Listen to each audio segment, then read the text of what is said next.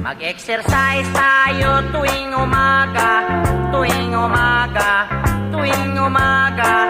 Mag-exercise tayo tuwing umaga upang ang katawan natin ay sumigla. Mag-exercise tayo tuwing umaga, tuwing umaga, tuwing umaga. Mag-exercise tayo tuwing umaga upang ang katawan natin ay sumigla. Pag sa gabi, maaga kang matulog. Sa umaga, maaga kang gumising at agad mag-jogging-jogging. Sa plaza magtambling-tambling. Ang liig mo ay ipapalit